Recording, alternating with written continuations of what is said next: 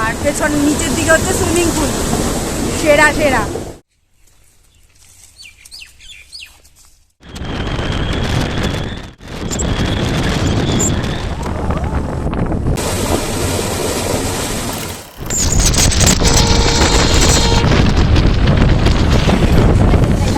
দারুণ। কত বছর পর বেরিয়ে ঘুরতে? 4 বছর পর। Viewers, welcome back to my another new video. তো চলে এসেছি তোমাদের জন্য আরেকটা ভিডিও নিয়ে। আজকে আমরা যাব ঘুরতে, তো চলো দেখতে থাকো ব্লগটা। তো এখন মোটামুটি আমাদের স্কুটি রেডি। এখন আমরা আর 5-10 মিনিটের মধ্যেই বেরোবো। সাথে জল নিয়ে নিচ্ছি, খুব ইম্পর্টেন্ট জিনিস যেটা গরমের দিনের জন্য। তো চলো দেখতে থাকো। বেরোনোর আগে খেয়ে নিচ্ছিলাম ফেনা ভাত, কেননা কখন না কখন খেতে পারবো কি যাই না, রাস্তায় কি হবে না হবে। তো তার জন্য মা যাওয়ার সময় করে দিয়েছিল ফেনা ভাত, যেটা হচ্ছে প্রেশারের ভাত, সেটাই খেয়ে নিচ্ছিলাম সবাই মিলে। তো আমিও এখানে খেয়ে নিয়েছিলাম। বুলটি দি রেডি আর আমি রেডি। তো আমরা এখন বেরোচ্ছি, অনেকটাই লেট হয়ে গেল, এখন মোটামুটি বাজে। তো আমরা এখন বেরিয়ে পড়লাম। আর সামনেই মেঝো চালাচ্ছে আপাতত, বুলটিদির সামনে। এটা হচ্ছে গয়াঘাটা। তো এখন আমরা গয়াঘাটাতে ঢুকলাম। মোটামুটি এখন বাজে হচ্ছে 10:30 থেকে বেরোচ্ছিলাম, অনেকটাই তাদের হয়ে গেছি। এই হচ্ছে চৌপতি।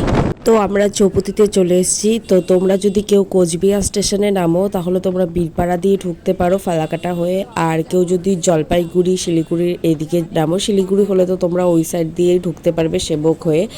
আর তোমরা যদি কেউ জলপাইগুড়ির এদিক থেকে যাও তাহলে তোমাদের কাছে দুটো অপশান থাকে, সেটা হচ্ছে এক ময়নাগুড়ি আর এক হচ্ছে ধূপগুড়ি হয়ে। তো ধূপগুড়ি হয়ে গেলে তখন তোমরা এই রাস্তা দিয়ে যেতে পারবে।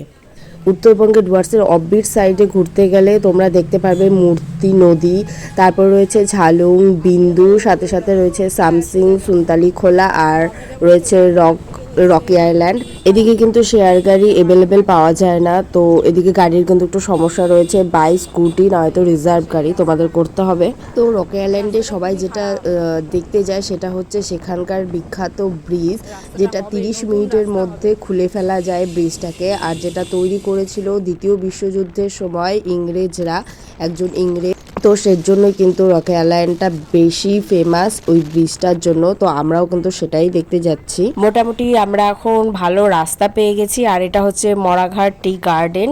এখন আমরা এর মাঝখান দিয়ে যাচ্ছি, দুধারে একদম সবুজে সবুজ, মাঝখান দিয়ে নতুন চকচকা ঝকঝকা একটা পাকা রাস্তা। আর এই রাস্তাতে তো আমাদের গাড়ি চালিয়ে আমরা বেশ মজা পেয়েছি, কারণ কোনো রাস্তায় কোনো রকম খারাপ নেই। এখন নতুন একদম মানে রিসেন্ট এই রাস্তাটা হয়েছে, বোঝাই যাচ্ছে একদম চকচকা রাস্তা। আর এখানকার যে হাওয়াটা, মানে কি বলবো, এত শান্তির একটা হাওয়া, মানে ঠান্ডা ঠান্ডা একটা হাওয়া, যেটা আমরা ওইদিকে গরম গরম একটা হাওয়া পাচ্ছিলাম। তো এটা একদমই ঠান্ডা হাওয়া। দেখো আমি কত সুন্দরভাবে উপভোগ করছিলাম। তো তারপরে রাস্তাটা দেখে এতই ভালো লেগেছিল, সবার এতই ভালো লেগেছিল যে সবাই এই রাস্তায় দাঁড়িয়ে এখন ভিডিও ফটো তুলবে। তো ভাবলাম আমি কেন বাদ যাই। তো আমিও কিন্তু এখানে তুলে নিয়েছিলাম ভিডিও ফটো। যাই হোক, তোলার পরে আমরা কিন্তু আবার এখান থেকে বেরিয়ে যাই। আর এখান থেকে যেতে যেতে আমরা একটা সুন্দর দৃশ্য দেখতে পাই। তোমরা ডুয়ার্সে এলে এরপর এরকম অনেক সুন্দর দৃশ্য দেখতে পারবে। কি বলবো, এই যে ট্রেন, মানে ডান সাইড দিক দিয়ে ট্রেন যাচ্ছে, মাঝখান দিক দিয়ে আমাদের রাস্তা, আর বা সাইড একদম সবুজে সবুজ, মানে চাপাতি বাগান। মানে দারুণ, মানে দারুণ দৃশ্য। যারা শিলিগুড়ি থেকে আলিপুর পর্যন্ত গেছো তারাই জানবে যে এই রাস্তাটা কতটা সুন্দর। আমরা একটু ডায়না ব্রিজে আসলাম, এখান থেকে একটু ছবি তুলবো, দেন এখান থেকে একটু বেরোবো একটু পরে। দেখো কি সুন্দর লাগছে চারিদিকটা। এখানে কিছুক্ষণ দাঁড়িয়ে বেরিয়ে পড়ি, না হলে অনেকটাই লেট হয়ে যাবে। এই হচ্ছে কিনা আমাদের, আর আমরা উপরে ওঠার আগে এই ভিউ পয়েন্টে দাঁড়িয়েছিলাম। এখান থেকে কিন্তু তোমরা চালসার পুরো সিটিটাকে দেখতে পারবে, খুব সুন্দর লাগে দেখতে। তো এখানটাই আমরা একটু টুকটাক টিফিন করে নিচ্ছিলাম, আর ভাবলাম যে বাকিটা ওখানটায় গিয়ে খাওয়া দাওয়া করবো, মানে মোমো। ইন্ডিকেটার মারিস।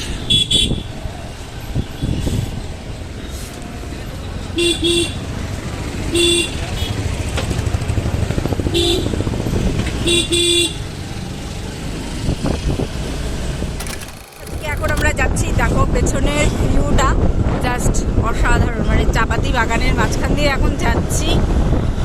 কি বলবো, যত আগাচ্ছি তত মানে এত ভালো লাগতেছে। মানে ভিডিও আমি কি করব, মানে আমি এর আগেও আসছি, তারপরেও আমার হচ্ছিল না, মানে চোখে দেখে মানে শেষ করতে পারতেছি না, এরকম অবস্থা যে ভিডিও করব সেটা আমি ভিডিও করতেই পারতেছি না।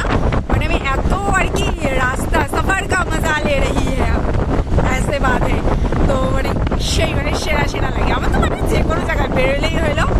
আর আমার মনে হয় ডেস্টিনেশনের থেকে বেশি যদি কোথাও চলে গেলাম আর কি, তাহলে তো গেলামই, কিন্তু রাস্তায় সফর কা जो मजा है लेने में वो क्या बताए, বলবো দারুণ দারুণ।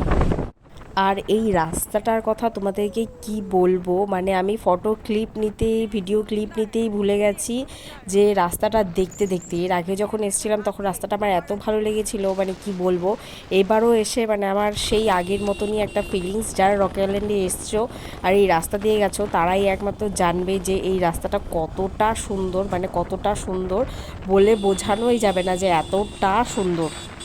উঁচু নিচু রাস্তা, আর মানে ঢেউ খেলানো রাস্তা, দুপাশে চাপাতি বাগান, মানে দারুণ দারুণ। আর এই যে ডান সাইডের রাস্তাটা চলে গেছে এটা হচ্ছে ফুলসিলিং যাওয়ার রাস্তা, কিন্তু আমরা যাব সোজা, যেহেতু আমরা রক আইল্যান্ডে যাব, তো তার জন্য ফুলসিলিং যাব না। নেক্সট টাইমে কোনো একটা টাইমে আমরা ফুলসিলিং যাব, তো একদিনে কভার করা সম্ভব না, যেহেতু আমরা প্ল্যান করেছি ওখানটায় গিয়ে আমরা স্নান ধান করব, তো তার জন্য। আর এই দেখো সামনে পাহাড়ও দেখা যাচ্ছে, মানে কি বলবো, এটা বোধহয় জয়ন্তী না ভুটান পাহাড়, আমি ঠিক জানি না, মনে হয় যত সম্ভব এটা জয়ন্তী পাহাড়, আবার এটা ভুটান পাহাড় হতে পারে, আমার ঠিক মনে নেই কোন পাহাড় ছিল। আর রক আইল্যান্ডে যারা এসছো এলাকে, তো তারা জানো যে এখানে দুটা রাস্তা আছে, মানে দুটা জায়গা আছে যে খুবই ভয়ঙ্করভাবে খারাপ রাস্তাটা, দেখতে পাচ্ছি এমনিতেও নিচে দিয়ে একবারে খারাপ, আর তার মধ্যে খুবই রাস্তার কন্ডিশন খারাপ, আর তার মধ্যে স্কুটি তো ছোটো চাকা, জানোই কি হতে পারে।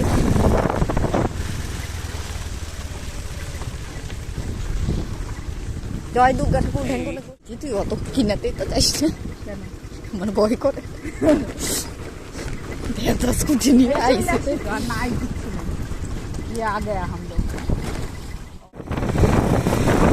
এটা হইলে অতটা ভয় লাগতেছিল না, এটা বেশি ভয় লাগতেছে। লে লে লে লে লে মজা লে লে লে লে লে মজা লে, মনে হচ্ছে দিদি আবার নামাবে। আস্তে দুটো হাতেরই ব্রেক ইউজ করিস। কি করবো না, দুইটা হাতেরই ব্রেক ইউজ করিস, ওর খ্যাক করে মেরে দিস না, ভাগ্যিস কালকে সার্ভিসিং করাই, নাহলে গাড়ি আজকে আটকে যাইতো, তাই তো মনে হচ্ছে।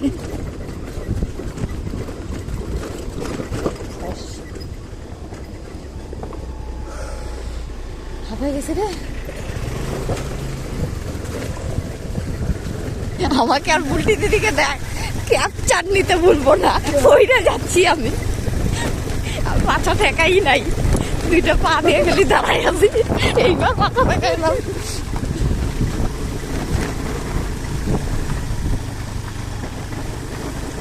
হ্যাঁ তুমি কাউকে শেষ হয়ে গেছে, হ্যাঁ আর আমি তো ভাবতেছি আমার মাথায় তো ছিল রাস্তাটা কি ছিল। বিল্ডিং বানা ফেলাইছে রে, পাথরের উপরে বিল্ডিং বানা ফেলাইছে, পাথরের উপরে বিল্ডিং বানা ফেলাইছে।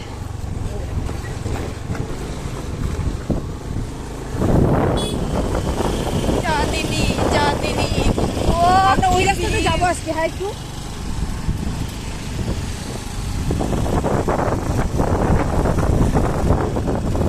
ও সাম খাওয়া।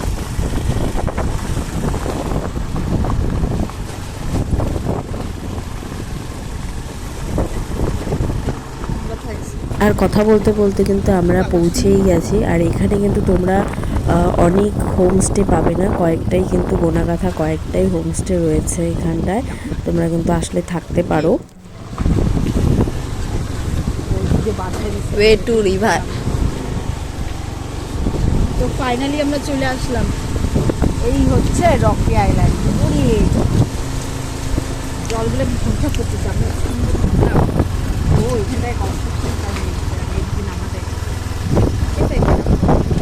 চলে আসছি।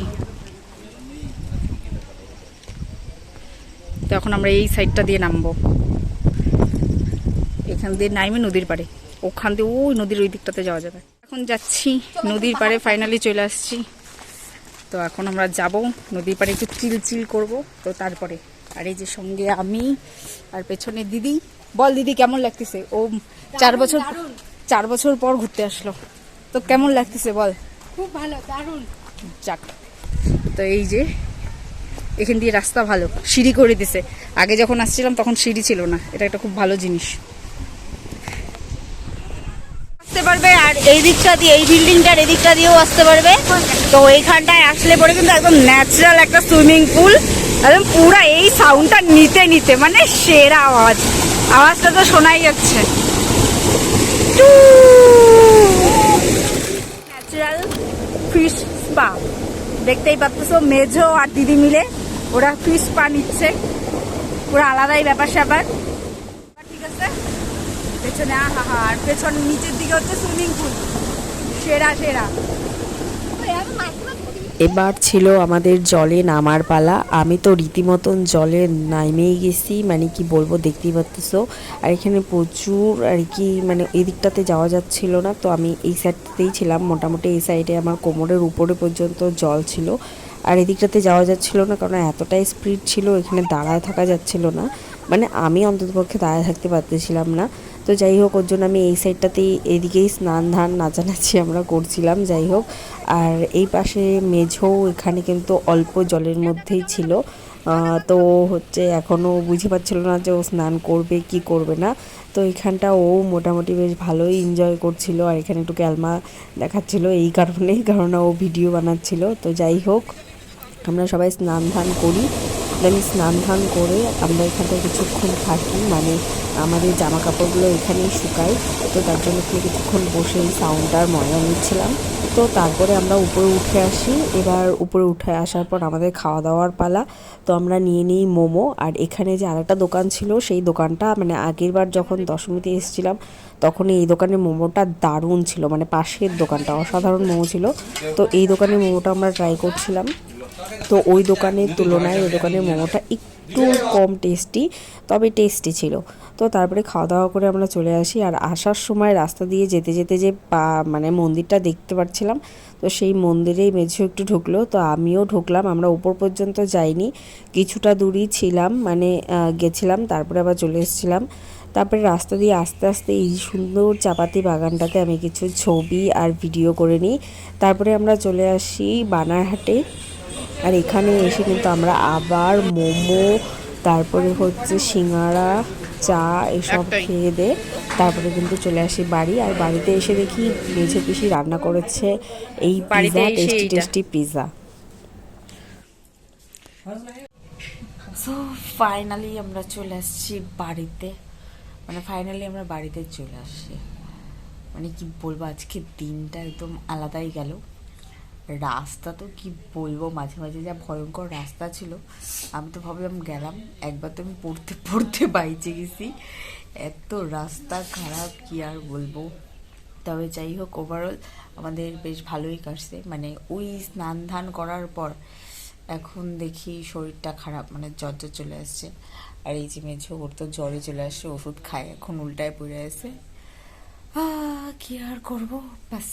তো আজকের ভিডিওটা এইটুকুই।